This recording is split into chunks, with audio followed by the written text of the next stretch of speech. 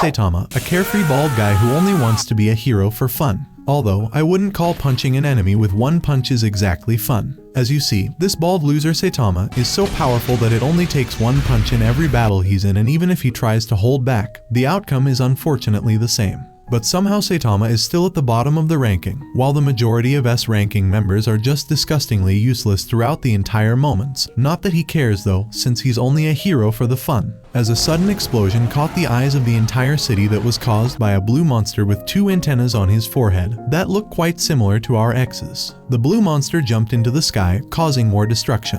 The Hero Association was on high alert, sending signals to available heroes to move towards the blue monster. Although many useless heroes had already been defeated by this disgusting monster. You sure this isn't one of our X's? I'm just saying. A bald man wearing a cape and an ugly yellow costume was headed towards the blue monster. Just as he was about to eliminate her, the disgusting bald guy who claims to be a hero for fun came to save the day. The monster explains that he was formed from the constant stream of pollution with which humans have suffused the earth. Vaccine Man. Vaccine Man called humans nothing but a disease-causing bacteria eating away at the Earth's life force. Vaccine Man had bulked up to his maximum capacity and was about to attack Saitama. The bald man, not caring about that BS background, punches him to bits with one punch. The whole area was cleaned with Saitama falling in disappointment to his knees because all it took was one lousy punch, and he was here for fun.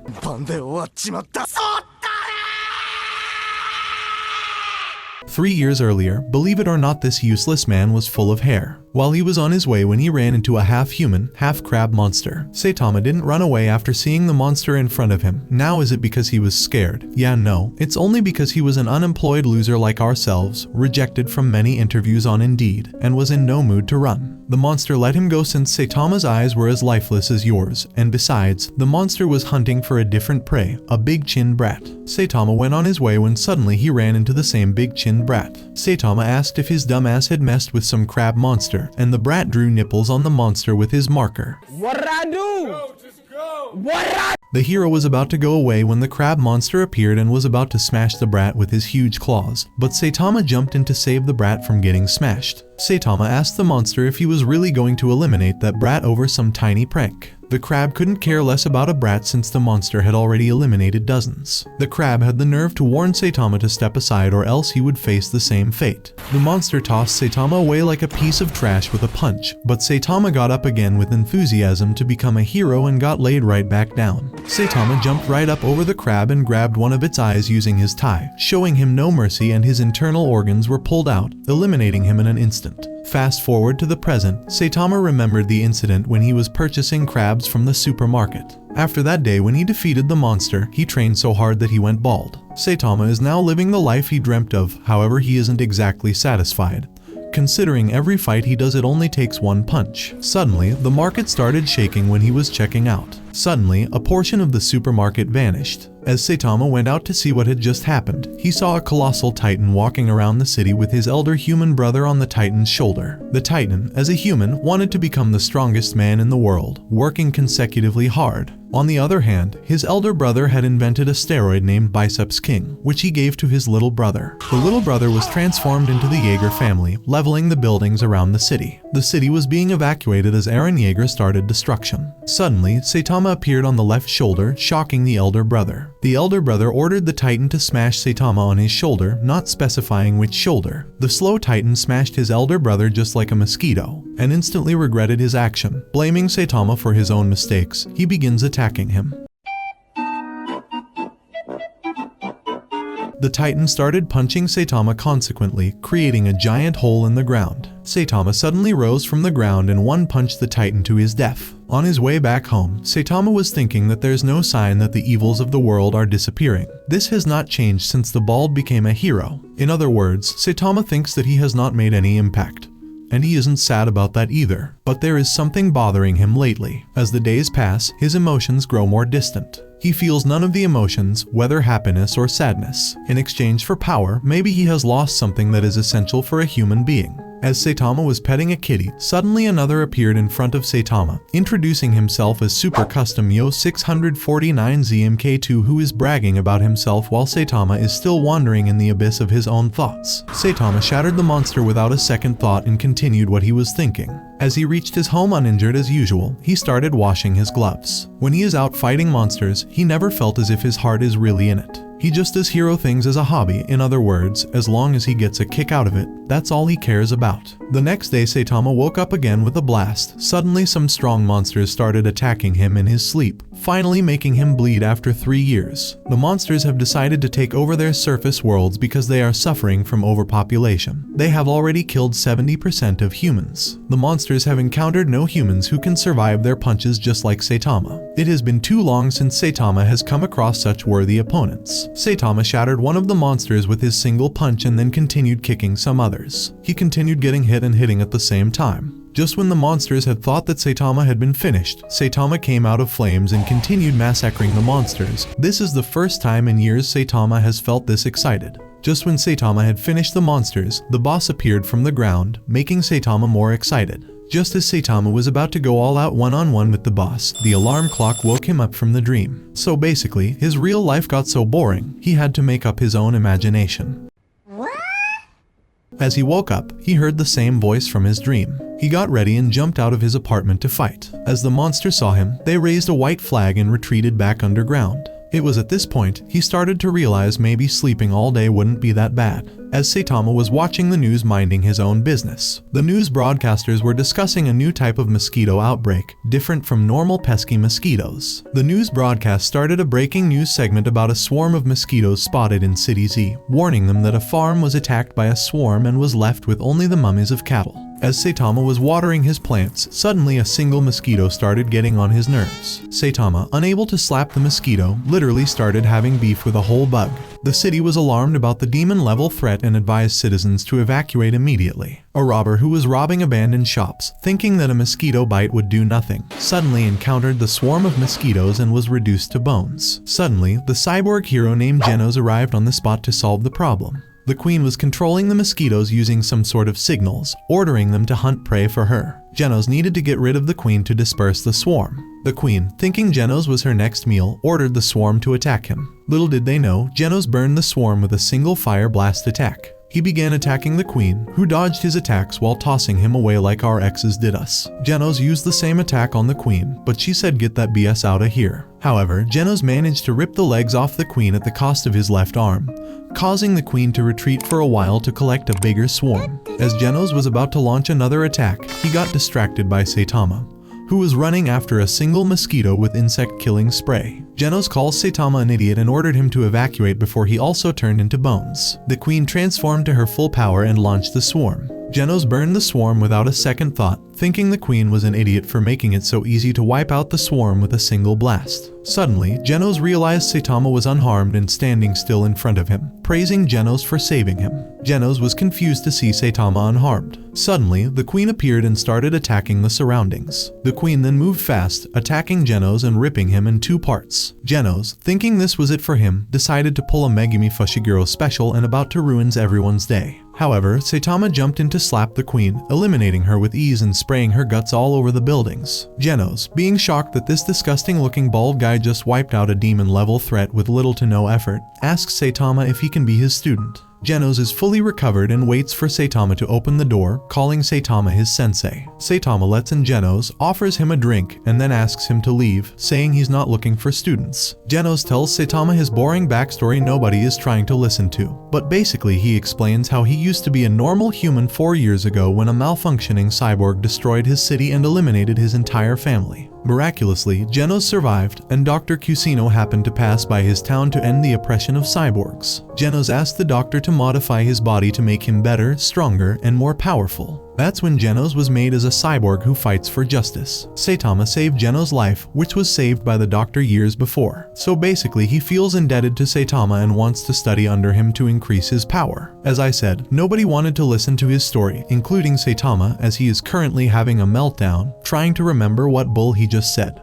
He continues to beg Saitama to teach him how to be stronger just like him. Saitama suddenly gets serious and tells Genos that he is currently 25 and didn't begin training until he was 22. Suddenly, a monster appeared from the ceiling, which Saitama destroyed with of course a single punch. 2 other monsters were outside, which Genos wanted to finish, but as Genos jumped down, the monsters were already half buried by Saitama, who warned them to never burst through his ceiling ever again. Suddenly, a mole monster, which I'm pretty sure is my uncle, grabbed Saitama's feet and buried Saitama up to his neck. A cyborg appeared behind Genos, asking him to get out of the way. Another lion monster, calling himself Beast King, appeared in front of Saitama, whose head was popping out of the ground. Genos is dealing with the cyborg who is from the House of Evolution. However, Saitama is bored to see these disgusting monsters, considering they won't even be worth his time, which clearly annoys Beast King. He threatens Saitama, thinking that this bald hero was all talk and no bite. Beast King attacks Saitama with his claw and enraged to use his full power. Saitama jumps around to dodge the attacks and counters with consecutive normal punches. Saitama has shattered Beast King's guts around the area and sets his sight on my uncle, who dragged him to the ground. Saitama chased the mole monster and also eliminated him with little to no effort. As Saitama looked around, he saw Genos interrogating the cyborg gorilla, who is the third most powerful fighter in the House of Evolution. The second is Beast King, which Saitama has already obliterated. Seeing the remains of Beast King, the cyborg gorilla started answering the questions. Long ago, the four labs lived together in harmony until the Fire Nation attacked. There existed a brilliant young airbender. Well, he's a scientist, but just go with it. Only the scientist, master of all four human knowledge. However, when everyone needed him the most, he vanished to get the milk. He became disillusioned with the world. Though constantly showered with praise for the subtlety of his mind, none of his ideas or theories ever received even the slightest support from the scientific community. He wanted to advance the human species through evolution, but not a single person came forward to help him fulfill that dream. Thereafter, Genos devoted himself to research. It was only after Genos turned 70 that his efforts began to yield results. First, the scientist regained his youth. Next, he began cloning himself. Genos named his laboratory the House of Evolution, and together with his clones, he conducted countless experiments to create new species. Eventually, his experiments shifted to human subjects. The cyborg gorilla told Saitama everything he knew. But Saitama has nothing to do with all this BS. He wants a short answer explaining why he was attacked. The gorilla apologizes for knowing nothing more than that, but tells Saitama that Genos, his boss, is curious about Saitama's body. Saitama denies the gorilla, saying he is not interested in men, mistaking Genos is into dudes. He clarifies that he wants to examine Saitama's body since Saitama surpasses normal human limitations for his research on evolution. Genos suggests that they should attack Genos at this moment, but Saitama passes because there is a sale at the supermarket the next day and can't afford to miss it due to this BS. Genos can't believe that his elite force was defeated so easily. The armored gorilla has sent the reports back to the House of Evolution, informing Genos about Saitama and Genos. They need to stop Saitama and Genos from reaching the House of Evolution to avoid their research getting destroyed. They have no choice but to release Carnage Kabuto. Other clones are shocked by Genos' decision. Genos calms them down because Carnage Kabuto is their last resort. First, they will activate all traps from the 1st to the 8th floor. Genos and Saitama, arriving outside the House of Evolution, gets a warm welcome with a blast to wipe out the entire building. But not really caring about none of this, goes toward the basement door. Genos meets Carnage Kabuto, who is tied in chains and has already eliminated a bunch of his useless clones. Genos tells Kabuto that the only reason he is tied in chains is that he is mentally unstable like ourselves, and Genos can't control him. Kabuto shatters the chains and laughs at Genos for trying to control him, mocking him. But Kabuto himself is also a failure since he lacks humanity. Genos is here to ask for a favor and shows him a picture of Kabuto, asking him to defeat Saitama and capture him for Genos. Kabuto, with Genos in his hand, charges towards Saitama. Kabuto plastered Genos on the wall for decoration and asks Saitama if he would like to fight him in the combat experimentation room. Saitama, not really caring, just want to get back to shopping sale, agrees. Suddenly, Genos arrives to attack Kabuto, but none of Genos' attacks are able to damage Kabuto. Kabuto gets Genos with his one punch and deflects Genos' next attack back to him, frying Genos' hairs. Genos is also heading towards the combat room while thinking about his life. Kabuto asks Saitama to attack him, but Saitama is standing still. Saitama steps forward, telling Kabuto not to disappoint him. Kabuto moves fast and appears behind Saitama, realizing Saitama's truth, and retreats without a second thought. Even Genos is shocked because Kabuto is sweating all over his body. Kabuto's instincts are sending out danger signals just by looking at Saitama. Kabuto's yelling at Saitama demands the secret to his unbelievable strength. With a mischievous grin, Saitama builds suspense, only to reveal his simple yet effective regimen: 10 kilometers runs, 100 push-ups, sit-ups, and squats every single day for 3 years straight. Kabuto and Genos can't believe their ears and accuse Saitama of pulling their legs. But before they can wrap their heads around it, Kabuto undergoes a startling transformation into Carnage mode, unleashing chaos with a wild rampage that lasts an entire week. As Carnage mode takes over, Kabuto becomes a force to be reckoned with, leaving destruction in his wake, and Voka to wreak havoc once Saitama is gone. Kabuto starts attacking Saitama at his full power. Saitama, while taking the blows, thinking maybe he just get a real battle, suddenly realizes that he will miss the sale if he doesn't deal with Kabuto. Saitama gets crazy and punches through Kabuto, raining guts everywhere. Genos is left dumbfounded witnessing Kabuto being effortlessly defeated in a single blow.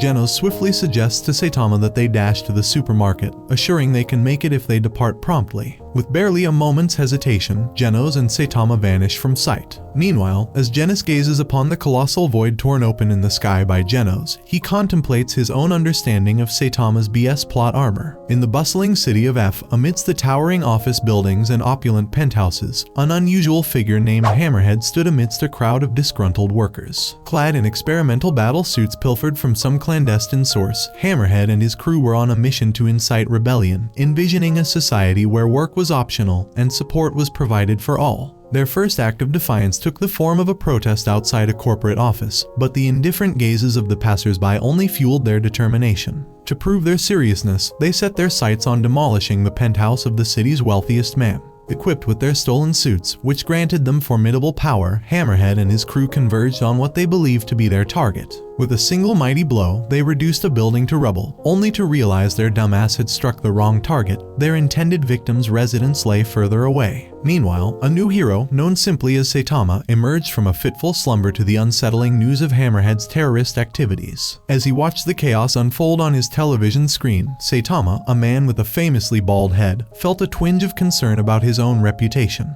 Determined to uphold his status as a hero and avoid being mistaken for a villain, Saitama sprung into action. On his trusty bicycle, he raced towards the scene, prepared to confront Hammerhead and his band of bald-headed criminals. As Saitama arrived on the scene, he witnessed the valiant but ill-fated efforts of a novice hero named Mumen Rider, who attempted to thwart the terrorists with nothing but his bicycle. Unfortunately, Mumen Rider's bravery was no match for the overwhelming power of Hammerhead and his crew. Meanwhile, within the confines of the besieged penthouse, Zenaru, the wealthiest man in town, received urgent counsel from his assistant to flee the building. However, their escape was thwarted by a contract killer still bound by Zenaru's employer, a dangerous individual known only as Sonic. In a bid to turn the tide against the Paradisers, Sonic received a special suit designed to enhance his already formidable abilities. With swift precision, he decimated the ranks of the terrorists, leaving only Hammerhead to face him in a final showdown. Despite Hammerhead's ferocious onslaught of giant boulders, Sonic proved to be a master of speed and agility, effortlessly evading each attack.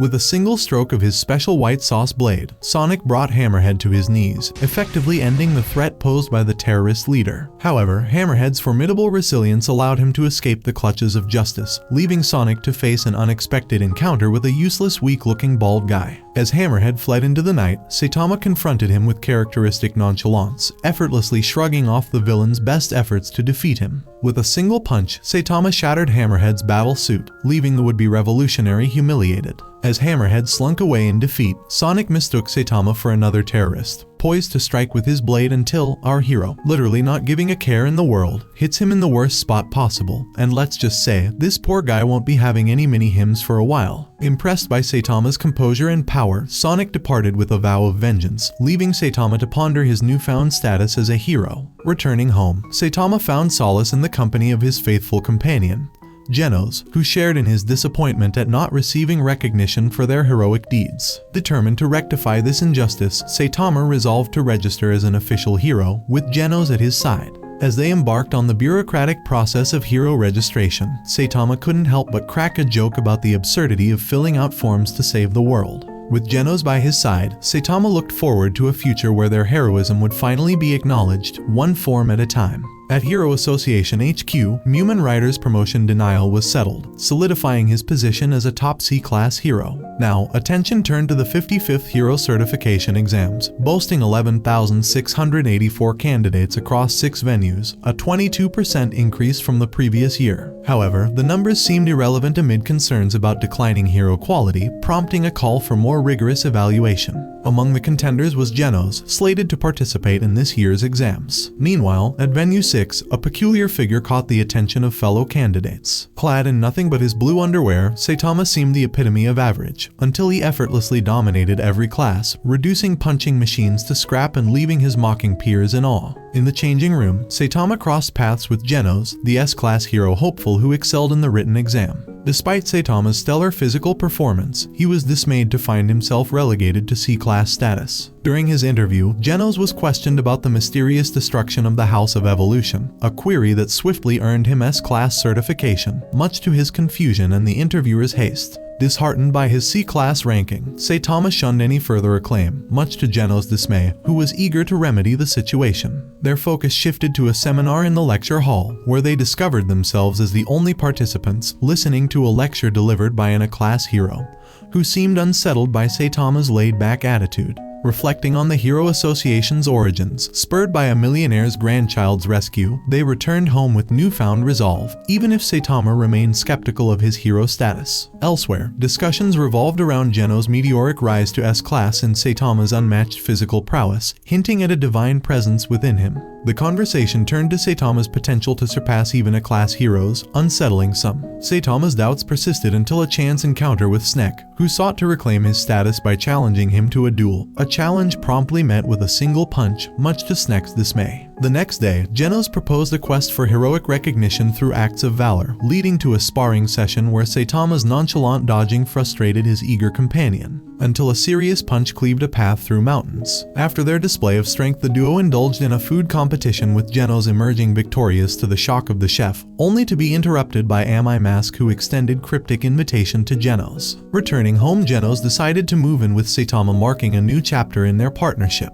As they strolled together, Genos' departure from their previous meeting weighed heavily on Saitama's mind, hinting at challenges to come after their display of strength. Genos has decided to stay with Saitama in order to learn his secret way of life. Saitama only fights powerful monsters, so he probably does not know it, but C-class heroes take care of purse snatchers, robberies, and random attacks. To survive as a C-class hero, they must actively look for cases to resolve. Saitama will not find anything without legwork. Suddenly, Saitama started getting dressed. Before leaving, Saitama told Genos to train mentally since physical training is a waste of time for a cyborg like him. Saitama wasn't having any idea, so he made all this crap. Saitama told Genos to break into the top 10 of the Class S heroes. Genos took the bait and made up his mind to do as Saitama just told him. Saitama ran around the city while looking for crime, but he was unable to find any crime until evening. Saitama went home to test his luck the next day, as Saitama was looking for crime, suddenly Sonic appeared and attacked him with kunai. Saitama, ignoring Sonic, continued his search for crime. Sonic started attacking Saitama with his blade, which Saitama shattered with his teeth.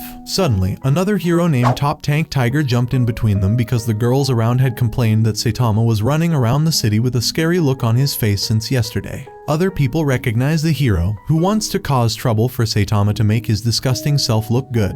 However, the useless hero gets knocked the mess out of by Sonic. Sonic then challenges Saitama and started attacking him with exploding shurikens that hits the buildings and causes trouble. Sonic, thinking he has the upper hand, goes for a sword attack, but Saitama, not feeling up to the mood, warns him if he continues, he is getting crisp breezied. The Heroes Association HQ is talking about Saitama taking down Sonic, who was involved in many heinous crimes. The association is also talking about another hero who has cleared a hot city queue. The other cities have normal reports. The association has sent 2 A-class heroes, Spring Mustachio and Golden Ball, to City Z for some investigation. As the useless heroes were walking around, watching the destruction caused by monsters around the ghost town, an abandoned area, they are here to find the reason for monsters' increasing attacks. Suddenly, Genos heard the proximity alarm. Golden Ball and Mustachio saw a monster and went to pursue it. The heroes started attacking the monster. Golden Ball gets smashed around by the monster while Mustachio starts exchanging blows with the tentacle swamp monster. Mustachio calls for reinforcement as he thinks the monster in front of him is too strong.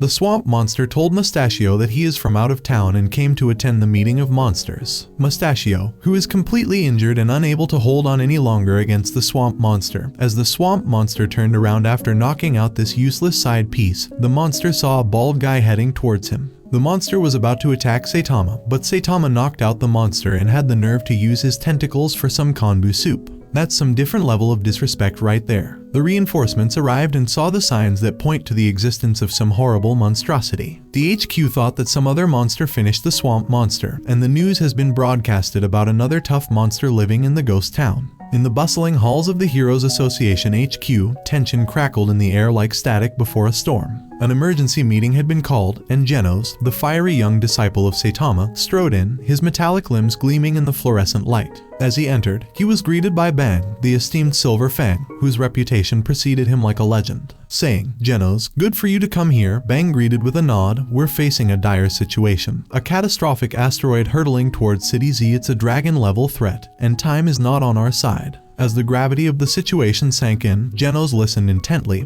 his circuits whirring with urgency. Bang revealed the impending disaster. In 30 minutes, the colossal meteorite would descend upon the city, spelling doom for its inhabitants. He confided in Genos, admitting his own uncertainty on how to confront such a formidable menace. He implored Genos to evacuate his loved ones while there was still time, unwilling to abandon his family's ancestral dojo to the whims of fate. With a solemn nod, Genos departed, determination burning in his artificial heart. He made his way to the tallest building in the city, ready to unleash his full power against the impending apocalypse. But fate had other plans. Just as Genos prepared to unleash his might, another hero emerged. Bafoy, S-Class rank 7, known for his ingenious inventions. With a flick of a switch, Bafoy's remotely controlled drone unleashed a barrage of missiles upon the meteor, creating a resounding impact that echoed through the city. Genos watched in awe as the destructive force unfolded before his eyes, but the meteor remained unscathed, mocking their efforts. Undeterred, Genos gathered his resolve, charging up for his own devastating attack. However, Bang's timely arrival brought a sobering reality: their efforts might be in vain. Yet, Genos refused to yield. With a surge of determination, he unleashed his most powerful attack, channeling the core of his being into a blazing torrent of energy. But even his formidable might proved insufficient to shatter the meteor. Defeated, Genos sank to his knees, the weight of failure pressing upon him. It was then that salvation appeared in the form of a caped figure, Saitama, the enigmatic hero known for his unparalleled strength. With characteristic nonchalance, Saitama approached the meteor and, with a single decisive blow, shattered it into oblivion. Yet, victory came at a cost. The destruction wrought by the meteor's fragments left City Z in ruins, its once vibrant streets now marred by devastation.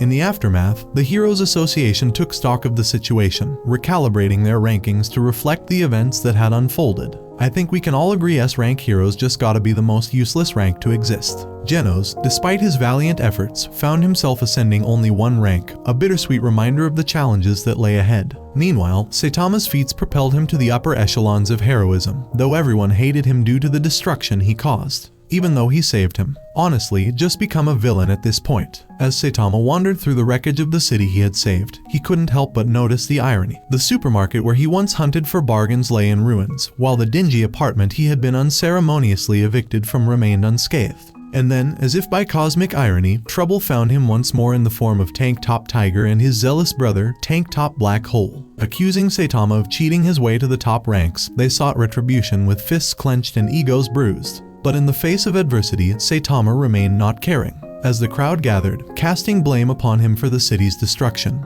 he stood his ground, not caring about the world around him.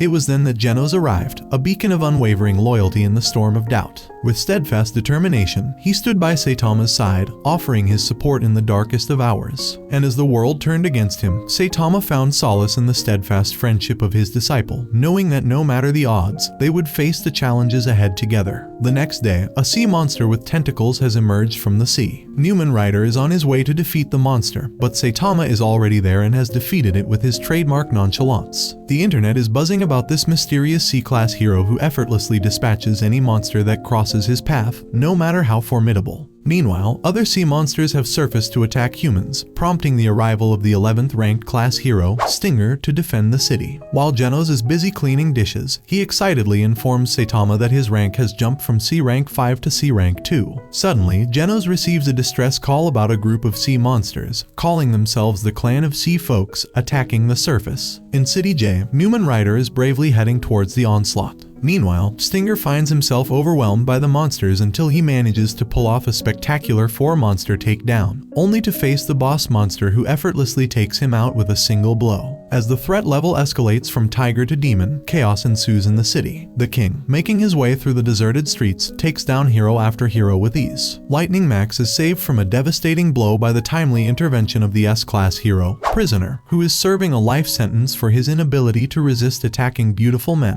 He's just like me. Deep Sea King appears, challenging Prisoner to a brutal showdown. Despite prisoners' valiant efforts, he is overpowered and thrown through buildings. Sonic steps up to face the monster, boasting about his speed, only to find himself outmatched when Deep Sea King bulks up and becomes even faster. All these heroes are motherfricking useless. I'm sorry, someone had to say it. No reason the villain's doing a better job than them. Mumen Rider encounters Saitama and instantly recognizes him. As Sonic races for safety, he warns Genos about the strength of the Deep Sea King. The monster, intent on slaughter, crashes into the evacuation shelter, where 4 heroes, including 2 CS, 1B, and 1A, attempt to stop him, but their useless asses are defeated. I'm not even surprised no more. Genos arrives, giving me a little hope to challenge the king, while Saitama, casually picking up Mumen Rider's dropped phone, intercepts a call from the Hero Association, who advises Mumen Rider to retreat for his own safety, realizing the monster is far beyond his league. Genos starts attacking Deep Sea King with his powerful blasts, but of course it's not enough to take down the monster. He somehow lets his guard down and loses his right arm before the battle even started. As HQ orders Saitama to move towards the evacuation shelter, Genos, determined to protect the public, urges them to escape. However, Deep Sea King is adamant about preventing anyone from leaving. In a heroic act, Genos sacrifices himself to shield a little girl from the monster's acid attack, reducing himself to a skeletal form as he continues to withstand the monster's onslaught. Just when it seems like Genos is about to meet his end, Mumen Rider leaps into action, challenging the monster head-on. Despite being the top hero of the C-class, Mumen Rider is swiftly overwhelmed by the monster's power. He still did more than the other useless S-rank heroes. As the monster prepares to finish off Mumen Rider, the crowd's cheers for the hero ignite its anger. Saitama suddenly appears, catching Mumen Rider before the monster's blow can land. Unfazed by the monster's threats, Saitama delivers a single punch, effortlessly dispatching the once formidable Deep Sea King. Sonic returns with his weapons, unaware that Deep Sea King has already met his end at Saitama's hand. The next day, Saitama and Genos receive an abundance of fan mail, but amidst the praise, Saitama also receives criticism for supposedly cheating during the battle. As the public celebrates their newfound safety, Saitama's past reputation as a cheat resurfaces, leading to doubts about his true abilities. Despite ranking up to the top spot in the C-class, Saitama faces scrutiny from both the public and the Hero Association. However, he agrees to move up to the B rank and receives a promotion. Meanwhile, Stinger and Max stumble upon a newspaper article revealing Puri prisoner's status as an S-class failure, prompting them to flee from him in panic. Saitama encounters Mumen Rider in a local food stall and receives congratulations on his promotion. Reflecting on their encounter, Saitama realizes the impact of Mumen Rider's gratitude for his heroism. In the end, despite the doubts and criticisms, Saitama remains careless in his resolve to be a true hero, proving that his strength goes beyond mere rank or reputation. And hey, who knew taking out monsters could lead to so much paperwork and drama, right? As the dust settles from the demise of Deep Sea King, a new threat emerges in the form of a Godzilla-like monster intent on reclaiming its dominion over Earth. Despite relentless missile strikes, the creature remains unscathed. Enter Tatsumaki, an S-rank hero, propelled towards the colossal beast. Tatsumaki faces off against the creature, revealing itself as the Ancient King, only to narrowly evade its crushing foot and counter with levitation powers. Just as Godzilla prepares to unleash its devastating breath, a massive meteor controlled by Tatsumaki's telekinetic tornado descends from the sky, reducing the monster to ash. Meanwhile, Bang attempts to impart his martial wisdom to Saitama and Genos at his dojo, but the duo dismiss him as a senile old man. Genos marvels at Bang's former students, only to discover that Bang's top disciple, Garo, has gone rogue, incapacitating his fellow disciples. An officer interrupts their training, summoning Bang to an emergency meeting at the association. At the association, tensions arise as Atomic Samurai snubs Saitama, refusing to shake hands with a B-class hero. Tatsumaki, known for her sass, belittles Saitama, prompting him to dub her a little sassy lost child. Ignoring Tatsumaki's jibes, Saitama joins the S-class heroes in a crucial meeting, where authorities reveal a dire prophecy from the late Madame Shibabawa, predicting Earth's impending destruction. Despite skepticism from some heroes, the arrival of winged demons and an alien megaship confirms the gravity of the situation. Amidst chaos, Saitama leaps into action, dodging the ship's onslaught of bullets while single-handedly decimating the alien monsters aboard. As the situation escalates to god-level threat, heroes like Atomic Samurai, Silver Fang, Puri Prisoner, and Metal Bat join the fray against the regenerating alien horde. In the midst of the battle, Tatsumaki urges King, renowned for his unmatched strength, to engage the ship, only to be met with his refusal due to the ship's altitude. Unbeknownst to them, Saitama has already infiltrated the ship, seeking out its leader. As the heroes clash with the relentless alien onslaught, Saitama's search for the boss intensifies, leading to an inevitable showdown that will determine the fate of humanity. And amidst all this chaos, you'd think Saitama would at least have time for a quick snack break, right? The commander was shocked to see Garibas, their best warrior, being defeated so easily. Now, only Melzargard and the octopus commander, Jujuvinshup, are the elite fighters left. Lord Boros has arrived in the command room, where the octopus monster was eyeing the situation. Since Saitama has boarded the ship, in just 4 minutes, 23% of the ship has been destroyed. Boros is shocked to hear that one of his elite soldiers has already fallen as the news about a mysterious aircraft is being broadcasted on the news. The prisoner is exhausted after fighting Melzargard, who heals quickly no matter how hard it is hit. Bang jumps in and starts attacking the monster. Suddenly, Melzargard separates a fragment from his body and sends it towards the ship, but the fragment is destroyed by Metal Bat. The octopus commander informs Melzargard about an intruder on the ship, which shocks him. The monstrous octopus is desperate to retrieve Melzargard and thwart the intruder's progress, but the formidable S-class heroes stand firm, refusing to let him slip away unchallenged. In a stroke of tactical brilliance, Metal Bat discovers the key to vanquishing Melzargard, a core marble hidden within the creature's resilient form. Despite Melzargard's regenerative abilities, Metal Bat repeatedly shatters the marble fragment, weakening the formidable foe. With steely determination, Metal Bat shares this vital information with his fellow heroes, urging them to join in the assault on the marble. As tension mounts, the octopus turns its menacing gaze towards Saitama, only to fall victim to Saitama's cunning ruse, tricking the creature into divulging its weakness. Saitama strides confidently into the command center, only to be met by the wrath of an octopus-like monstrosity. With sinister telekinetic abilities, the creature launches a barrage of attacks at Saitama. Meanwhile, outside, the city's artillery stands poised, awaiting the crucial order to intervene. Undeterred, Saitama effortlessly shrugs off the onslaught, much to the shock of his aquatic assailant. In a swift and decisive move, he retaliates with nothing more than a humble pebble, swiftly dispatching the octopus monster. Turning his attention to the remaining minions, Saitama calmly inquires about their leader, undaunted by the chaos surrounding him. The artillery launches huge bullets at Silver Fang and other S-class heroes, but the bullets are reversed by Tornado, and the ship is nearly half destroyed. Newman Rider, Max, and Stinger are helping survivors to get to safety. Silver Fang, Metal Bat, Atomic Samurai, and the prisoner are struggling to destroy the last marble of Melzargard. Meanwhile, Saitama has made his way to Boros. Boros can sense unlimited power in Saitama as Boros introduces himself as the captain of a pirate band named Dark Matter and the dominator of the universe. Saitama couldn't care less. Saitama also introduces himself as a professional hero. Boros tells him about a prophecy made by an alien seer that Boros will find his equal opponent on a faraway planet named Earth who can rekindle his passion for battle. It has been 20 years since Boros has been traveling, and he has finally reached Earth to face a formidable opponent. Saitama smashes Boros into the wall of the room with one punch. The armor that used to seal his immeasurable, irresistible power has been shattered by Saitama. Boros starts charging up to his full power and charges towards Saitama. This may be the first person to withstand a punch from him so far. Boros unleashes his full power upon Saitama, launching relentless assaults that send him reeling. Yet, Saitama stands firm, effortlessly deflecting each blow with unwavering resolve. In a bold move, Saitama shatters Boros' arm, only to witness it regenerate in a blink. Despite this, Saitama remains undeterred, recognizing Boros' formidable resilience. Meanwhile, Tank Top Master hurls massive boulders at the ship in a bid to thwart its advance, only to be outshone by Tatsumaki's awe-inspiring display of telekinetic might. With a mere gesture, she sends rubble crashing down upon the vessel, forcing Tank Top Master to concede defeat. Genos watches in awe as Tatsumaki single-handedly threatens to bring the ship crashing down. As the chaos unfolds, Drive Knight assesses the situation and deems it under control, opting to depart. Before leaving, he cryptically warns Genos of Metal Knight's true motives, urging him to keep his distance. Bewildered by this revelation, Genos is left questioning his alliances. Elsewhere, Atomic Samurai and Silver Fang emerge victorious against Melzargard, only to face the daunting challenge of the hovering ship looming above. Meanwhile, Newman Rider, Max, and Stinger valiantly ensure the safety of every survivor, clearing the area with unwavering determination.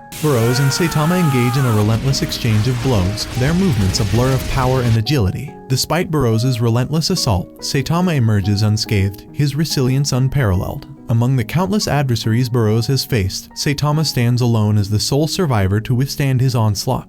Boros attacks Saitama with a blast cannon, but Saitama is still unscathed. Boros starts telling Saitama that he has godlike traits of self-healing physical powers and latent energy beyond what Saitama can comprehend. Boros has healed his right arm. Suddenly, Saitama gets bored of Boros' self-bragging. Boros gets furious and hits Saitama with some serious blows that have the impact of strong missiles. Boros hits Saitama with such a strong attack that launches him into space and lands him on the moon. Saitama jumps back to Earth after leaving a giant dent in the moon. Boros is exhausted with enormous stress, which shortens his life. As Boros catches his breath, Saitama lands back on the ship. Boros is confused beyond belief and charges towards Saitama with everything he has got. Saitama punches Boros and makes him bleed. Saitama shatters Boros into bits with his consecutive punches, but Boros heals quickly and starts charging up his strongest final attack, which is melting the metal of the ship. Boros launches the classic star-roaring planet cannon at Saitama, who counters with a serious punch. The punch is so strong that it splits the sky while finishing Boros,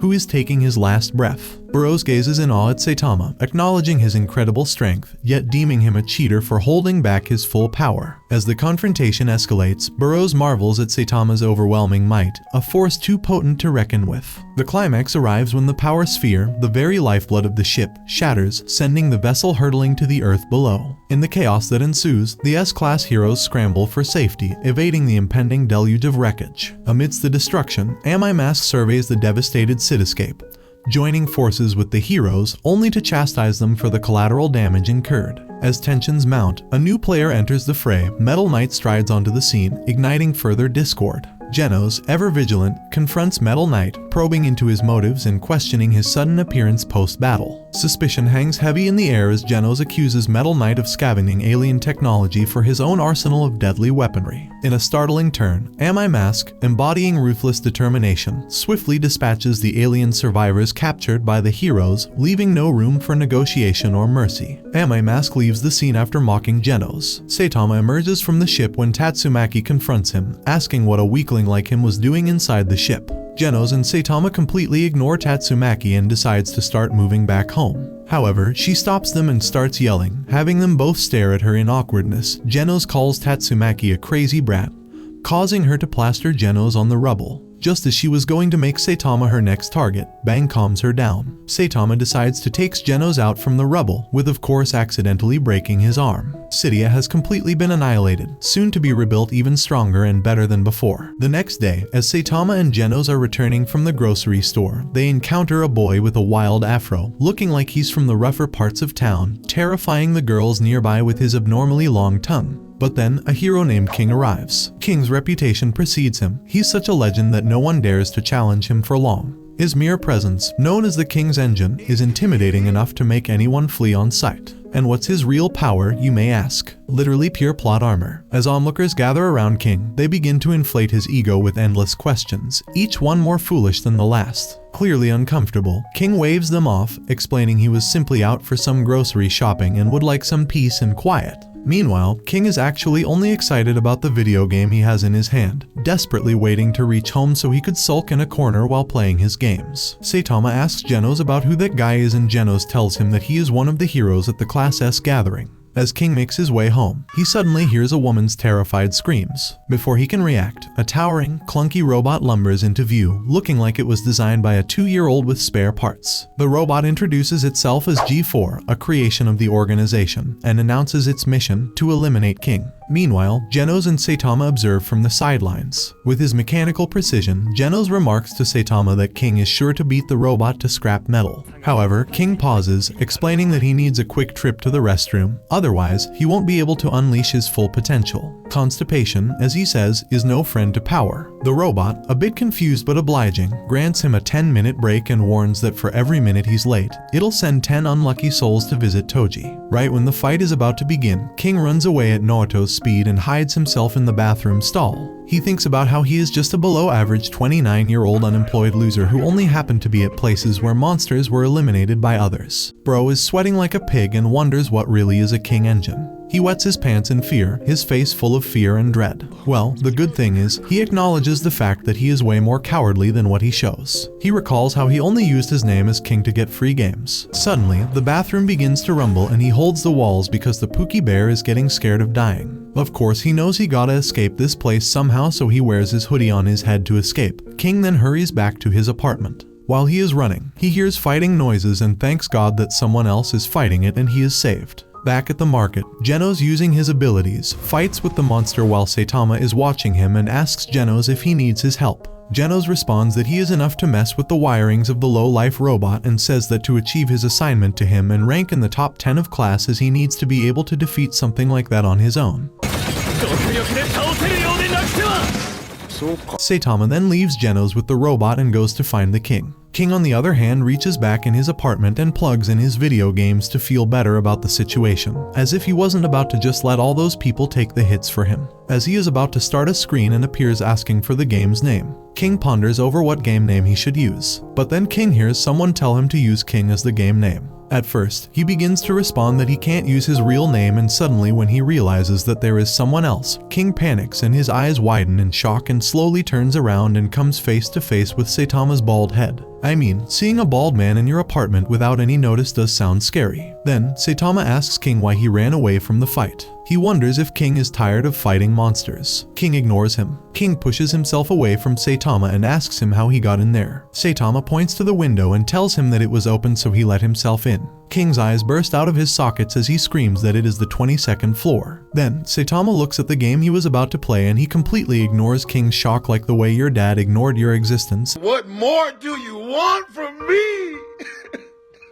And casually joins King for some video games, as if there isn't a whole monster apocalypse happening outside. A few minutes in, a massive eagle-faced monster shows up, targeting King specifically like it's got beef. King panics, dashes off, and, because he's consistent at least, wets his pants again. But when he looks up, there's Saitama chilling, holding the monster back with one hand like it's some minor inconvenience. Saitama, catching King's reaction, deadpans, asking why he's still scared. King, looking down in full-on cringe mode, admits that his S-class hero status was pure dumb luck, not because he actually earned it. Saitama, with all the energy of someone who doesn't care about anyone's imposter syndrome, tells King to quit being a sore loser and start owning his title because, like it or not, people look up to him, though honestly, nobody knows why. King looks at Saitama and realizes that Saitama had saved him in the past after saving him from being attacked yet again. His eyes tear up, and a snort runs down his face. Saitama then makes him sit and asks him if it's fun for the king to be a hero, and then lies to people around him. King looks down ashamed and tells him it is no fun.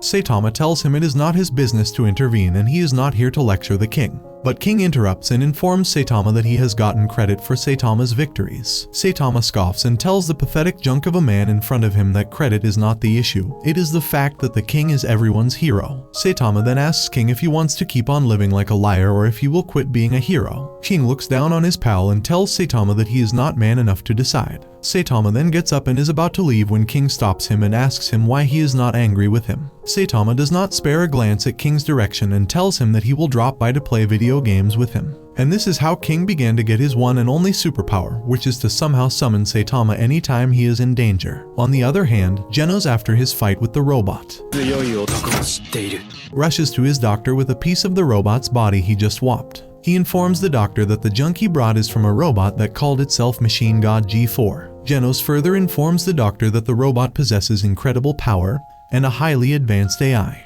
Genos then asks the doctor to install all the compatible parts of the junk he brought on him. The doctor looks at Genos, his huge nose right in everyone's business, and asks him where he obtained the junk from. Genos, instead of answering the doctor's question, tells him that he needs to be stronger. The doctor then agrees to fit the junk inside Genos. The doctor informs Genos that there are places inside Genos for improvement. He adds that he understands that Genos is a cyborg who pursues justice, but Genos should not take it too far. Genos responds that pushing his limits comes with the job. He declares to the doctor that his goal is to make the Class S top 10. The doctor, disappointed, asks Genos if this goal is coming from his mentor. The doctor reminds Genos of the rogue cyborg that destroyed Genos' hometown, for which Genos undertook the mission to become a hero. Genos informs the doctor that he was not able to collect any intel on the rogue cyborg. The doctor then looks down, upset and disappointed that Genos' mission has changed from wanting to stop the cyborg to becoming the S-class hero. The doctor informs Genos that the rogue cyborg has exploited many towns and killed many people. Genos promises the doctor that he will find the rogue cyborg and tear it apart with his hand, or what's left of them. He continues that he will do it at all costs. The doctor thinks to himself that Genos has become a hero and has found a mentor, yet the hatred for the rogue cyborg he has is consistent.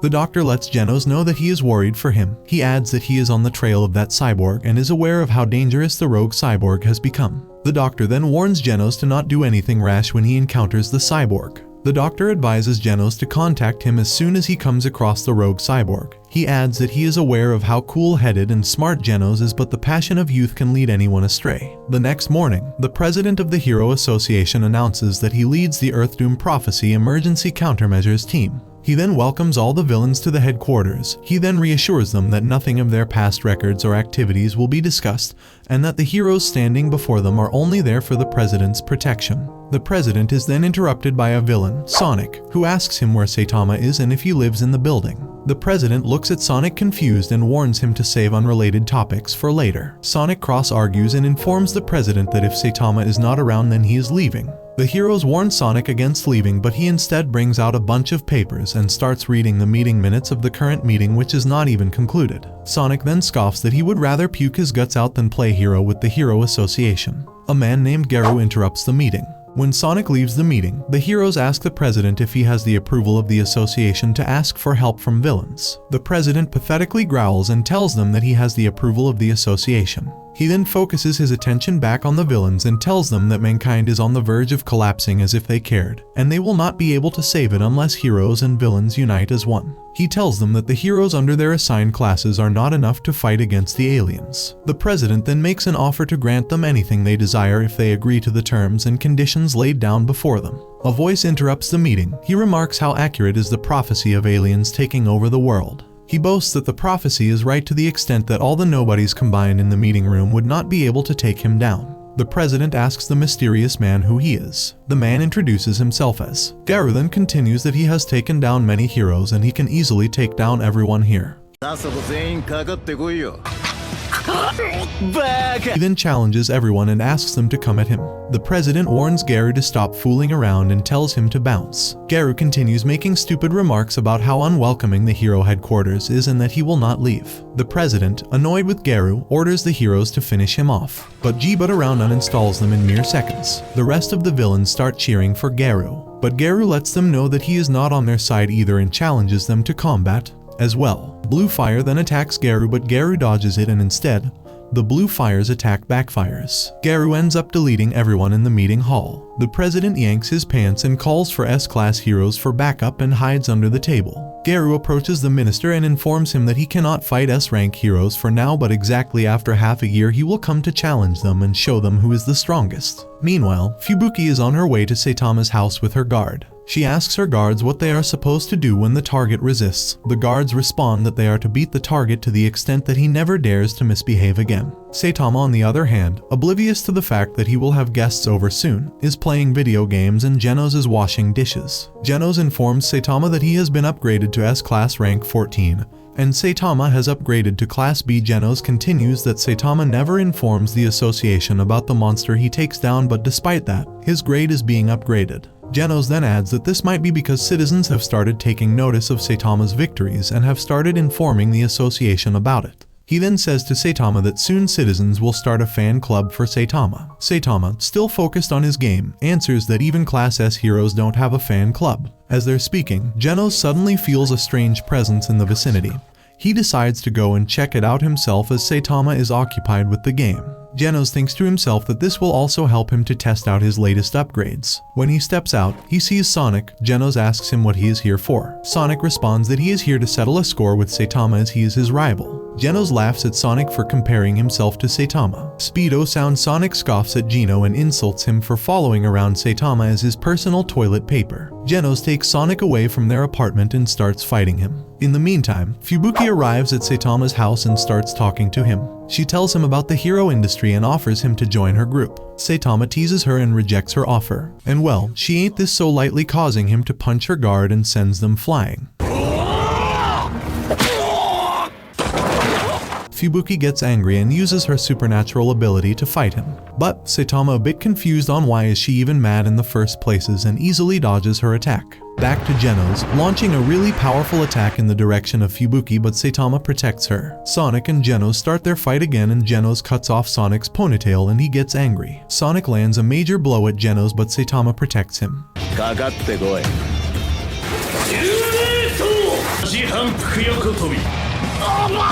He tells Genos to stop behind because Sonic came after him. Sonic gets all fired up. He uses his ultimate skill and creates 10 after images of himself. Fubuki is surprised. She thinks that Saitama doesn't have any chance against him. Saitama uses his speed and creates unlimited after images, which makes Sonic surprised and he accepts his defeat. King comes to Saitama to get his game back, and Fubuki is surprised because she also wants to be his friend. Oi, Saitama-shi. On the other hand, higher authorities think Garo is a joke and ignore the minister's concern. Garo, on the other hand, starts his own association to uninstall heroes from the face of the earth, proving the president's concerns to be true. Somewhere far in a distant land, Chirenko lies straight on the floor, his eyes swollen, beaten up like a sore loser. His master, Bang, scolds him for being such a loser. He recalls for Chirenko that when he was first made a disciple, he was asked to train like a horse, as if it was his only source of living. Bang continues that Chirenko has no talent for martial arts and helping him train is just a waste of time. He then expels Chirenko from dojo and orders him to never show his stinky face again. Chirenko, disappointed, goes to meet up with Saitama. He tells him everything that has happened at the dojo. Saitama listens to him intently, while Genos, Fubuki and King make mindless remarks about how Chirenko is disturbing their gaming sessions. Chirenko asks Saitama for his help. Genos, who is listening to Chirenko's yapping, makes a guess that Garo might be involved in Chirenko's expulsion. Chirenko gasps and tells them that Garo was kicked out of the dojo last year. Genos explains to Chirenko that Garo has been classed as a criminal. Bang meets his brother, who is concerned about Garo. He tells Bang that if they won't stop Garo, he will come to attack him at his dojo. Both brothers decide to hunt Garo and defeat him before he gets more powerful. And a warning to you all, this is going to be the most disrespectful fight of all time, so be prepared. While Chirenko is on his way back, he hears Garu's voice while he is hunting a hero. Suddenly, a bunch of other heroes come out to take revenge, and there is also an S rank among them. The S rank hero's name is Tank Top, and he gets defeated by Garo because he uses Bang's technique. Chirenko jumps into fight with Garo, but he gets injured seriously. On the next day, Saitama visits the hospital to check on Chirenko and others. Chirenko gets excited upon seeing Saitama. Saitama narrates some news to Chirenko about a butt-kicking monster who took down several heroes in one go. Chirenko explains that it was not a monster but a human who did it. Saitama was surprised. Then Tank Top interrupts and informs Saitama that Garu's moves were sophisticated martial arts techniques and that he was strong as heck. Saitama asks Chirenko in a hushed-up voice who the huge buff is. Chirenko gasps and tells him that the huge buff is a S-class hero. Tank Top shares everything he knows about Garo, sparking Saitama's sudden interest in martial arts. Chirenko hands him a ticket to an upcoming martial arts tournament, and Saitama is taken aback to see a prize of 3 million yen. Motivated by the reward, he decides to enter the tournament. Garo notices a young boy reading the hero's almanac and asks him for the latest information. The boy eagerly shares details about various heroes, but Garo dismisses him, claiming monsters are far more intriguing.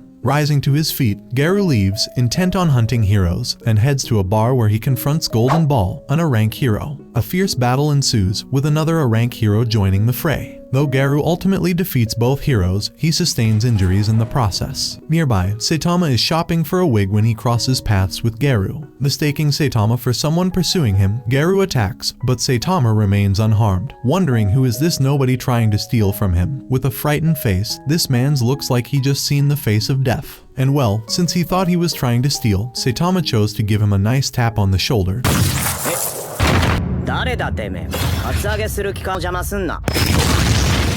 Sending Garo sprawling to the ground. Back at home, Saitama is trying on his new wig when Genos sees him. Concerned, Genos contacts the doctor, claiming his master might be in serious trouble and even requests fiber hair implants for Saitama. Ignoring Saitama's protests, Genos remains completely focused on finding a solution. Long ago, when Garo was a little kid, he was into monsters more than heroes. For him, monsters had stories too, and they should be equally praised. He thought that they were amazing, and that came out to be the reason for him to become a human monster, because he wants to prove that monsters have ambition, and they are also impressive. Garo would cheer for monsters on his favorite show, but always ended up disappointed because in the end the beasts would be defeated by the heroes. For young Garo, it was hard to believe that heroes never lost. For him, monsters tried harder than heroes, so why do heroes get to take the win every time? He used to wonder why the popular win when hated ones lose. In the present time, Garo still holds the same belief, wondering why the monsters lose to the heroes. He thinks to himself that if this is how the world works, then he will become the strongest of monsters and will end up losing to no one.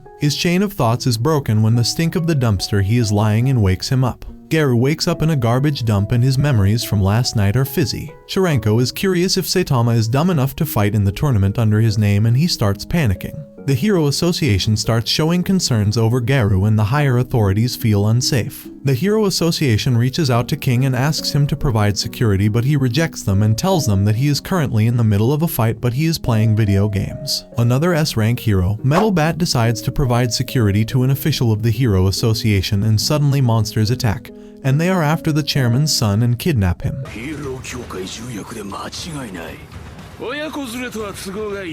Saitama wears a wig and registers in the martial arts tournament under the name of Chirenko. He meets a friend of Chirenko and hides his face from him. Chirenko's friend tells him about the incident last year when Garo took the first prize after pretending to be someone else. Metal Bat kills the monster swiftly and one of them says that their superiors will appear soon. Suddenly, a few other monsters come out of the ground and Metal Bat escorts the chairman and his son to safety and kills the monsters again.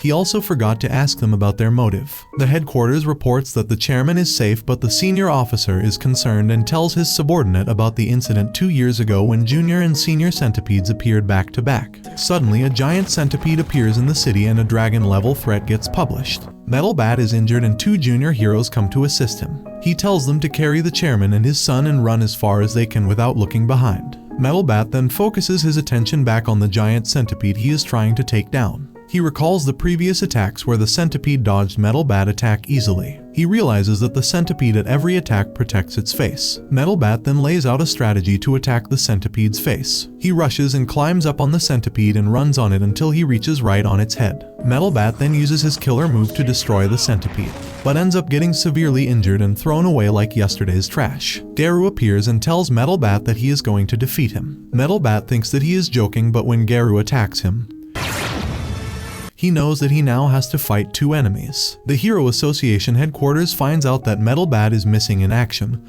and they get concerned and decide to request backup from a rank hero and above. They look at the monster before them on screen and declare it as a dragon-level emergency. They discuss the strategy to take the monster down. One of the members points out that the King S-class hero is busy with some other monster, but other S-class heroes remain missing. The heroes who are carrying the chairman and his son get cornered by the Elder Centipede and they start thinking that they will die, but Metal Knight, an S-rank hero, appears and attacks the monster. The C and D rank heroes start running again, but they get surrounded by other monsters. Suddenly, a big crowd of monsters starts appearing in the city and headquarters knows that they are not capable of handling it. Metal Bat gets severely injured and he is bleeding out, but Garo decides to kill him as fast as he can. Metal Bat starts attacking Garo using his skills and strength, but Garo dodges them and lands blow after blow on Metal Bat.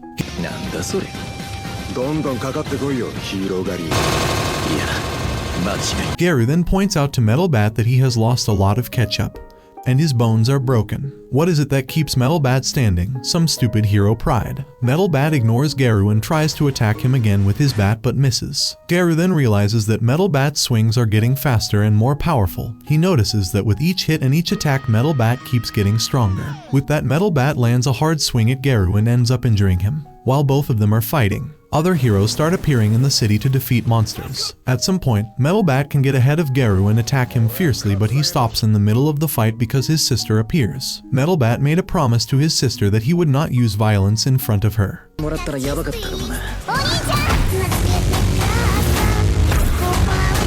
Garo tries to take advantage of the situation, but Metal Bat's sister covers his brother as a shield and she keeps telling Garo that it is over. Garo walks away because he remembers that he has to do something else. Metal Bat tries to continue his fight but falls to the ground unconscious. The monsters see Garo and they decide to invite him to the Monster Association, but he is rejected. Saitama walks onto the stage with another martial arts artist and Genos starts cheering him on from the crowd. Zakos, another martial arts participant, makes fun of Saitama and says that he is weak, while Chirenko's friend tries to explain to him that he has to try his best. Bang and Tatsumaki start fighting monsters in the city and they turn the tides and help others. Saitama gets ready for his match and it is against Zakos, who starts teasing Saitama that he is weak and he will defeat him. The match starts and Zakos moves forward to attack Saitama, but he punches him in the face and sends him flying. The crowd starts laughing because Zakos made a joke out of himself. Saitama is going to fight Bakuzen, who observes Saitama's fight and finds out that it is not going to be easy. In the martial arts competition, the people go absolutely nuts when they see a man walking toward the ring. King informs Saitama that the energy of the crowd is going crazy. Saitama with his ugly wig wonders why that's happening. But then the announcer makes the call that it's Suryu who is walking into the stadium. The announcer screams that no one thought Suryu would ever walk again in a martial arts combat, but here he is, standing before the crowd in his glory. The combat begins with Suryu first facing Max. When Max notices Suryu, he wonders if Suryu is actually that better than him, but then he reassures himself that he is better than everyone around. When he finally faces Suryu, he scoffs that taking down Suryu will be a walk in the park. But faster than he can finish flexing, Suryu lands a single kick. And boom, he's flat on the floor, looking like someone unplugged his batteries. On the bleacher, just as Genos is about to chill, he gets a message about a ton of monsters near the tournament. He gets off to fight the monsters. Meanwhile, Snakebite Snake, who's looking like a cheap Christmas decoration, manages to beat his opponent, Benpatsu. The announcers start getting warnings about the monster outbreak and are ready to evacuate the audience. As they are about to make the announcement, Bakuzen enters, looking like a knockoff action figure from a discount store, flexes his muscles, and convinces them to keep everyone seated as they are safer here. In the ring, Sourfist faces Jacuman and wins his match against Jacuman, and they part ways on good terms. Then comes Saitama, struggling to tie the elastic on his trousers, while Bakuzen brags about how he'll destroy him and eat his hair off like a bad wig from Wish. But when Bakuzen dares to touch that wig, Saitama comically punches him out of the tournament in one hit, sending him flying as he got yeeted into orbit. Suryu, witnessing all this, can't help but be impressed. Genos is meanwhile slashing through monsters like they're made out of paper, but one, the demon-level awakened cockroach, keeps on dodging Genos, making it hard for Genos to attack him. Then Genos uses his special ability to finally get hold of the monster, but the monster escapes Genos' wrath. On another battlefield, Duess, dressed in cheap Shane factory ribbons, her plots on full display, has successfully brainwashed Fubuki's henchmen, turning them into her puppets. However, Fubuki, ever the Ice Queen, repels their attacks. Duess mocks her, saying she's only doing this to face Tatsumaki, but Fubuki warns her that the moment she gets hurt, Tatsumaki will know. Right on cue, a monster crash lands near them, and Tatsumaki herself shows up. Duess orders the mind-controlled henchman to attack Tatsumaki and makes a run for it. But Tatsumaki, in true style, casually yeets the henchmen into buildings, leaving them stuck to the walls like bugs that just met the business end of a fly swatter. Back in the tournament, Suryu faces off with Snake, dodging his attacks like it's child's play. As Snake gets frustrated, Suryu mocks him for being ineffective as a hero, saying he gained power without any real purpose. This taunt gets Snake all fired up, but Suryu knocks him out with a single blow, musing that no matter what happens, the truly strong will always survive, calling Snake a sore loser. While Sek is beaten up like a sore loser, Garo trails after Watchdog Man. Whereas Saitama is reading in the stadium's bathroom and a dragon-level monster, Gaudescu defeats Genos. Meanwhile, Amai Mask's concert is attacked by a group of monsters and another group of monsters takes over the hospital where Mumen Rider and Tank Top are. In the prisons, a monster named Nyan looks for Puri Puri's prisoner, but is informed that Puri Puri escaped prison to fight monsters. On the other hand, Metal Knight gets captured by Gyoro and Urachi. The whole city falls under the attack of monsters. In the Monsters' Cave, a monster lets its president know that the Hero Association has been greatly weakened by their shenanigans. The Monster King Urachi is told by Gyori that the Monsters Association's victory is near and that they will soon be able to take over the world.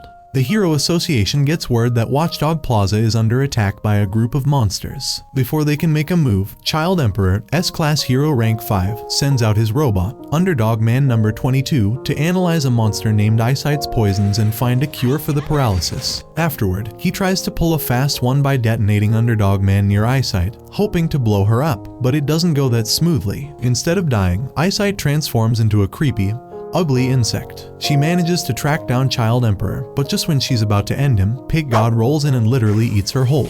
Meanwhile, Death Gatling gathers some heroes to take on 100 Eyes Octopus. They're all hyped for battle, but before they can do much, Flashy Flash arrives and cuts the octopus up with his ridiculous speed, moving faster than your Wi-Fi going down. Right when he's about to finish it off with a dramatic move, Tatsumaki swoops in and casually wipes out the octopus. On the flip side, Atomic Samurai heads to a meeting with the Council of Swordmasters to talk about the Garo problem. Nichiren, Zanbai, and Amahara agree to help him. But Harajiri shows up looking like a mess and pulls out monster cells, bragging about how he's teamed up with the Monster Association. He threatens the others, saying they better join him or he'll turn them into a bunch of pathetic losers shoved aside and thrown away like a trash bag. Before he even knows what's happening, Atomic Samurai slices him in half, putting an end to his villain monologue. Then he heads out with his disciples to find the Monster Association's base. Meanwhile, at the Super Fight tournament, Saitama first faces Scourfist, who makes fun of Saitama but ends up beaten up like a sore pathetic loser just by one punch. Then Saitama faces Chose, who again brags about how good he is and how he will defeat Saitama, but again Saitama lands one punch and Chose faints. Saitama defeats Sourfist and Chose without even breaking a sweat. In the finals, he faces Suryu. Suryu praises Saitama and asks him what he is here for. Saitama tells him that he is always after the thrill. He tells Suryu that he thought he would come here and learn something, but it turned out to be nothing but a big joke. Suryu then promises to teach Saitama what martial arts are really about. Suryu, as the fight continues, tells Saitama how it's pointless to be a hero. He starts bragging about how the hero's life is lame, persuading Saitama that being a hero is like playing an endless grind game, totally pointless. Suryu says if Saitama wants to know the secret to being less of a nobody,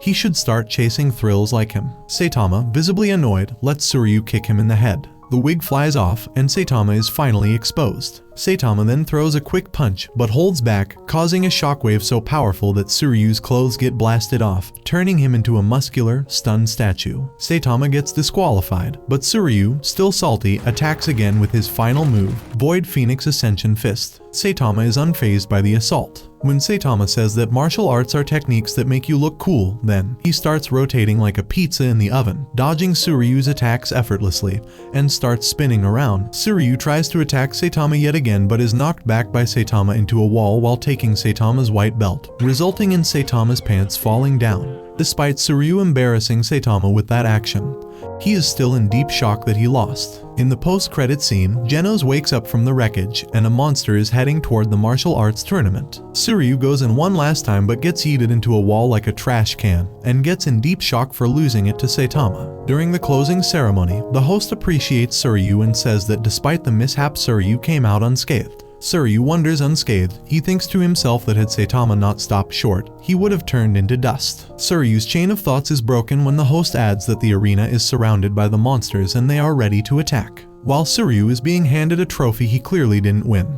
the stadium is suddenly attacked by the monsters. The huge monsters come flying down in the arena holding Logi, Dave, and Bezuzu, the competitors who were taken to the hospital. Then enter Gautesco. He stomps on the fighters who try to run. Goketsu scoffs at how the martial arts have fallen and the entire arena is filled with trash and no real fighters. Goketsu then announces that everyone inside the arena will be turned into a monster. Goketsu declares that turning the bunch of clowns into monsters will be useful to the Monster Association. Lightning Max and Snek rush to stop Goketsu but both get knocked aside like paper airplanes. Goketsu reveals that years ago, he lost a battle with a monster but didn't die.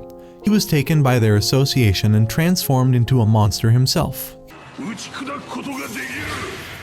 He says that the Monster Association promised to fulfill all his ambitions. He tells the people around him that he has brought the same fate for them. He throws some monster cells to the martial artists and makes them an offer to become a monster or get deleted. One of the martial artists goes in and inhales the monster cells, but the strength becomes so unbearable for him that he ends up uninstalling himself. Chose, eager for more power, eats the slimy thing and turns into a hideous-looking monster. One by one, each martial arts fighter starts eating the monster cells for energy, strength, and ultimate power. All except Suryu, who says that he lives for thrill and does not want his life defined like others. Chose then starts attacking unarmed people, but Suryu steps in and beats him down.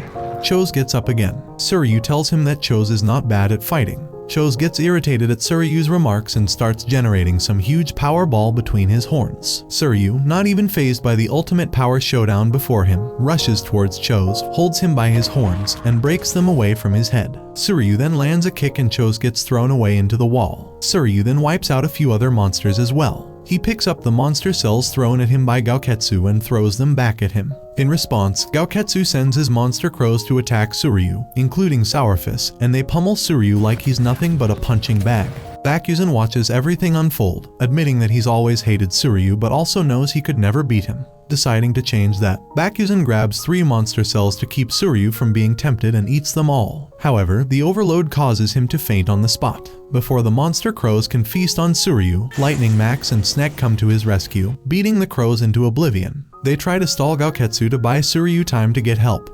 But Bakuzen, fully transformed into a monster, wakes up and absolutely eats Suryu, pummeling him nearly to death.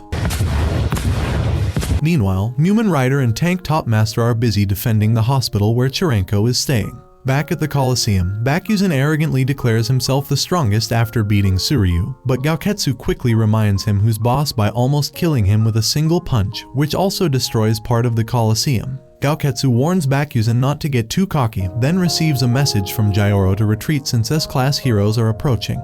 He leaves, but not before reminding Bakuzen to stay in his lane. As Suryu lies beaten and helpless, he weakly pleads for Bakuzen to spare him, saying he's already won. But Bakuzen, enjoying the suffering, prepares to stomp on Lightning Max and Snek. Just as Suryu cries out for help, Saitama arrives at the last second to save the day, stepping in to face Bakuzen. Suryu watches Saitama entering the stadium. His eyes fill up with tears as he sees Saitama closing in. Saitama tells Suryu that he heard his call for help, so here he is to help him out. He appreciates Suryu and his outstanding skills and tells him to leave the rest to Saitama.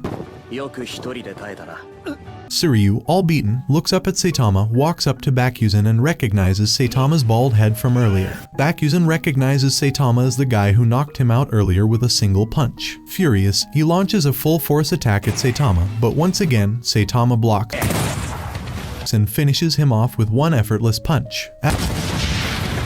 Afterward, Saitama introduces himself to Suryu as a hero and explains that he joined the martial arts tournament to track down the hero hunter, Garo, and to see what martial arts are about. Saitama starts to leave, but Suryu begs him to stay because Goketsu is still out there, but Saitama still walks out. As Suryu listens to the sounds of fighting and destruction, he assumes Saitama has been defeated, until Goketsu's severed head lands at his feet like a deflated basketball. Suryu looks up in disbelief as Saitama returns completely unharmed. Saitama casually tells him to keep quiet about what just happened. Still in shock, Suryu asks if he could become a hero too. Saitama nods, saying that if someone like him could do it, anyone can. Suryu then asks if he could be Saitama's disciple, but Saitama quickly refuses without hesitation. Later in the evening, Saitama reflects on his experiences and realizes that despite everything he's done with martial arts and the Hero Association, he still hasn't had any fun. King later meets up with Saitama and suggests that his focus on being the strongest hero has caused him to lose sight of himself. He advises Saitama to aim to be the best hero instead. Saitama dismisses the idea as boring but regains some motivation when King offers to challenge him to a game using only 2 fingers. Garo, on the other hand, faces off against Watchdog Man but is defeated due to the hero's unpredictable, animal-like fighting style. Although beaten, Garo feels excited about what he could learn from the experience.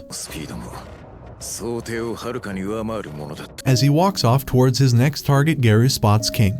He prepares to attack him but is suddenly kicked into a concrete wall like a pathetic bug by Saitama.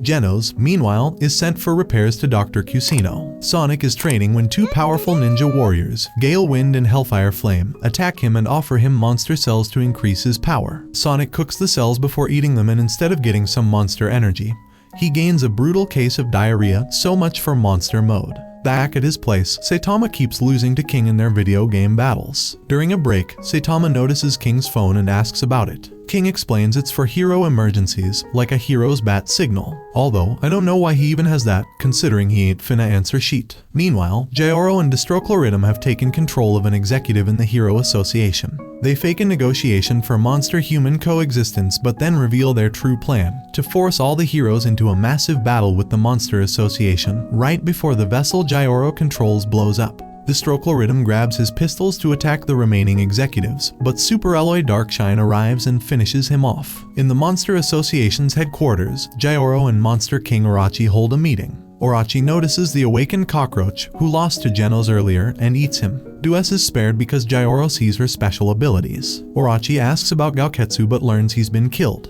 Later in the day, the news spreads about the Monster Association's war with the Hero Association, causing the city's monsters to start attacking humans. Saitama, who's running late for his garbage duty, takes them all out in one go. Garo wakes up from Saitama's kick and sees a class hero death battling. Too exhausted to fight, he heads to a shack to rest, with Death Gatling observing him. Taro and his friends find Garo in their shack and force Taro to remove him. Garo tells Taro that if he wants to stop being bullied, he needs to get stronger. In the laboratory, Genos gets all patched up and receives upgrades from Dr. Cusino to handle villains better. Death Gatling and his crew, Stinger, Smile Man, Wildhorn, Chain Toad, Glasses, Gun, and Shooter arrive to confront Garo. Garo glances at Taro's almanac before facing the heroes. He proclaims that defeating them will mean he's beaten 100 heroes. He lunges at them but is knocked back by their attacks and takes 2 poisoned arrows in the back.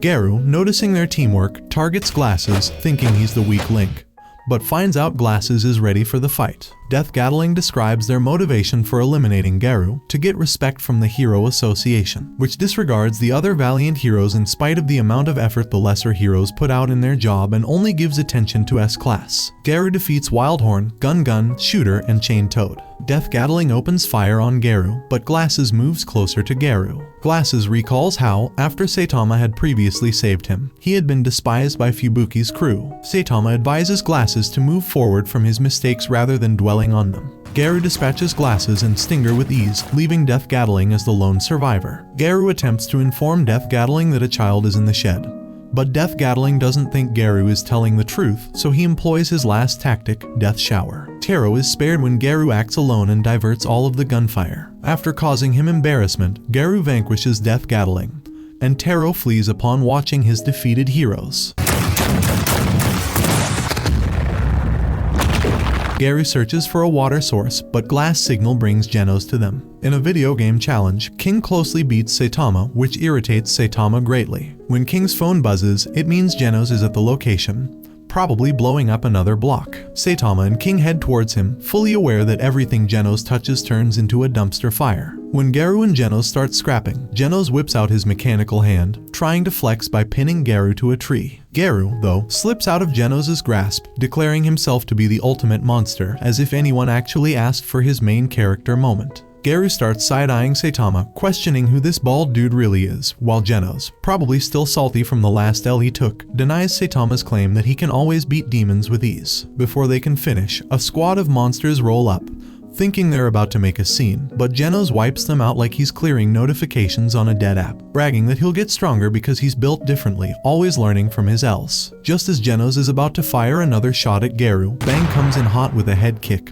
Then Bomb and Bang roll in, with Bomb casually deleting more demons and telling Genos to hand over Garo like it's a group project he doesn't want to finish. As Bang and Garo square up, Bang starts reminiscing about their first meet-up, and all I have to say is, this is about to be the most disrespectful fight of all time. Silverfang and Bomb absolutely wreck Garo, handing out a beating like they're trying to uninstall him from life.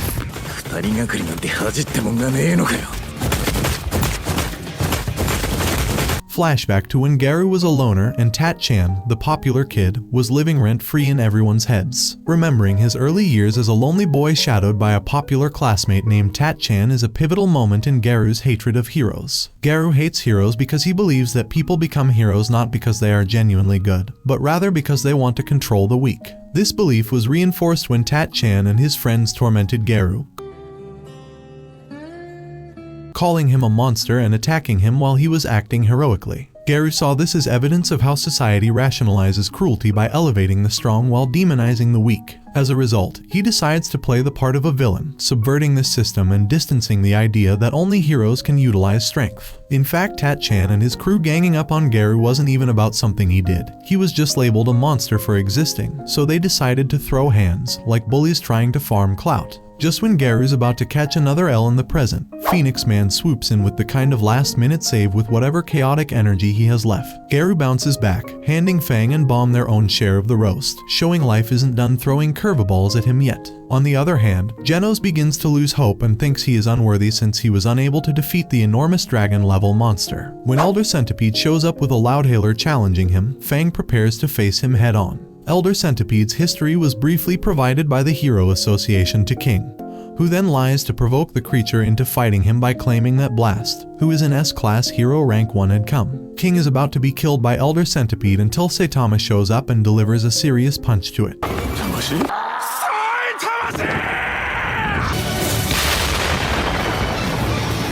In the ruins, Genos and Saitama spot one another and Genos asks Saitama what he is missing. To King's dismay, Saitama only responds, power, which Genos notices. After that, Genos anticipates the future with the conviction that he will be strong like Saitama, his own master. He thinks to himself that Saitama is the strongest of them all and he can reach up to that level by same level of consistency and effort. That concludes the anime recap. As always, if you enjoyed, let me know down below, and if you have any suggestions for the next anime, feel free to tell. Now excuse me while I go find Truck Kun for research purposes.